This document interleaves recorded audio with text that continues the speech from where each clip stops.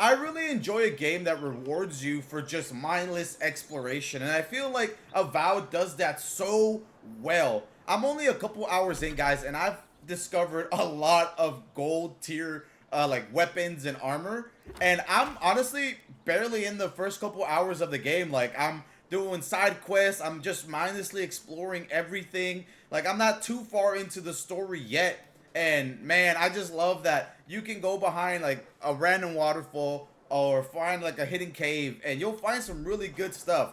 So in this video, guys, we're just gonna go through a lot of the early game loot for you guys, so you guys can start, picking and choosing which items you want to fully upgrade. Like this fire sword is freaking amazing, and I can't wait to level this bad boy up all the way and enchant it. So if there's anything I miss, let me know in the comments.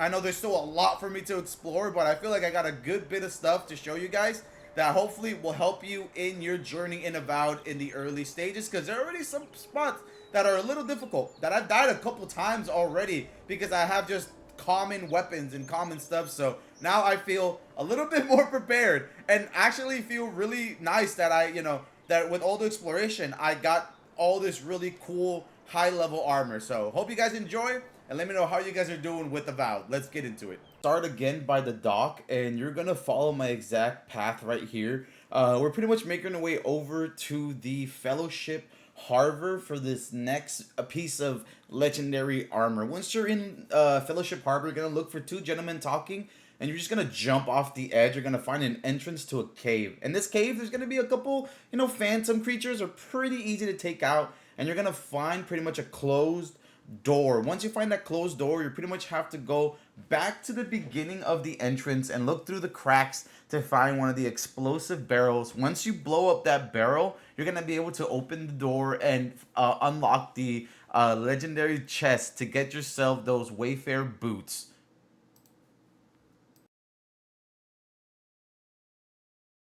Next up, we're gonna start again by the dock, and you're gonna follow my exact path right here. We're pretty much making our way over to the Fellowship Harbor for this next piece of legendary armor. Once you're in Fellowship Harbor, you're gonna look for two gentlemen talking, and you're just gonna jump off the edge. You're gonna find an entrance to a cave. In this cave, there's gonna be a couple, phantom creatures are pretty easy to take out, and you're gonna find pretty much a closed door. Once you find that closed door, you pretty much have to go back to the beginning of the entrance and look through the cracks to find one of the explosive barrels. Once you blow up that barrel, you're gonna be able to open the door and unlock the legendary chest to get yourself those Wayfarer boots. So next up, you're gonna start off at the Paradise main gate beacon, and you're gonna make your way west over here to the right. You're gonna follow this path here exactly all the way through this bridge over here. And as you continue to follow this path, you're gonna come across a group of bandits fighting some spiders. Now, you can either let them fight it out, or you can just jump in and start, killing everybody here. It's not too bad, fighting everybody here. There's just a couple spiders and a couple bandits, so the fight wasn't too bad. And once you're taking care of everybody, you're gonna find this little cave that has some spider webs, which you can burn down. You're gonna see, the golden aura coming from that guy, and you're gonna see some steel gauntlets that give you 10% parry effect plus 20 maximum stamina. We're gonna start again at the main gate of Paradise, and we're gonna actually go again towards the bridge, but we're gonna go into this little island that's over here on the right. So you're gonna again follow my exact path over here to get to this island. And as you get close to the island, you're gonna notice there's gonna be a couple people there. So be ready for a fight. This fight was actually a little bit tough. I died a couple times before I came back with some better weapons to try to fight this guy here. But the person you're trying to focus on the most is the Tempestus Laudi, I think that's what it's called. And you're actually going to be picking up that gun that she has, which is mean. So be very, very careful with her. She can easily take you down. And once you kill her, you're going to pick up the Coronian's Pride weapon, which is a really solid gun. This next one is very, very straightforward. You're going to go to the Western Paragon Wall Beacon. You're going to make a right. And you're just going to follow this path here until you get to the river. And you're just going to jump off where you see these roots growing. and look down by those roots, and you're gonna see a cave entrance. Once you go into that cave, you're gonna find a chest and this wind and wave shield, which is a pretty solid shield once you level it up. Again, this one is very straightforward and very easy to find. So the next weapon you're gonna get is here on the Andros Reach beacon by the water. You're gonna follow pretty much the path where you see that boat and just keep going straight. It's a pretty straightforward path. You can't get lost. If you follow my route exactly, you'll get to it. You're gonna get to the Castle Foyer, which is full of bandits. You can actually just race by everybody and not have to battle anyone if you're still under leveled like I was. I just beamed right through everybody. Follow this exact path all the way to the top here in the castle, and you're going to find a two-handed greatsword, which is called the Philosopher's Riddle. And that is a really great sword. Ever since I picked that up, I've been rocking it. It's solid. So we're gonna make our way back to the Western Paragon Wall Beacon, and you're gonna take a left. You're gonna go up until you hit these like destroyed wall and make another left. And here you're gonna find a camp of enemies. Now, you can easily, run by these guys again if you don't want to fight them. But since I just got some new weapons, I kind of wanted to see how I like them. Like the pistol we just unlocked and the great sword I just got. And honestly, I'm liking the weapons so far. But once you take out the first camp, there's going to be a second one. Again, pretty easy, pretty straightforward. Take everybody out, and then you'll see a dead soldier here, glowing gold. And that's where you'll get the steel boots. So now we're going to start again at the Western Paragon Beacon, and we're going to cross the river over to where you see all these spiders here. When you see the cave full of spider webs, you're going to enter that cave. In here, you're going to find a couple chests and as well as this area full of spiders. Once you take them all out, which there aren't that many, you're going to find this burnable web. Burn that web down, and in there, you're going to find another dead soldier. And that dead soldier is going to be carrying an amulet, which gives you +1 resolve. In that same spider area, you're gonna come across this web that's blocking a way down. Once you burn that web, you're gonna go down and fall into this little puddle of water. Follow that route into this giant opening full of spiders.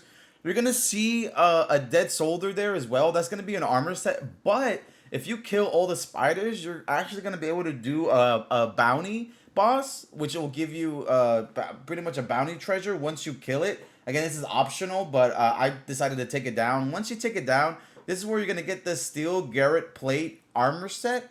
And then once you do kill the boss, you'll also get the trophy leg, the spider leg trophy of that bounty boss.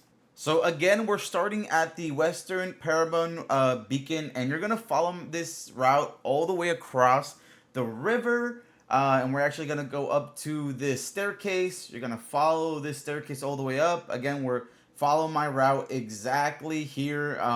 And we're going to go all the way up to where is this waterfall. There's something I really like about this game because I kind of was exploring a little bit more and I didn't realize there's something back here.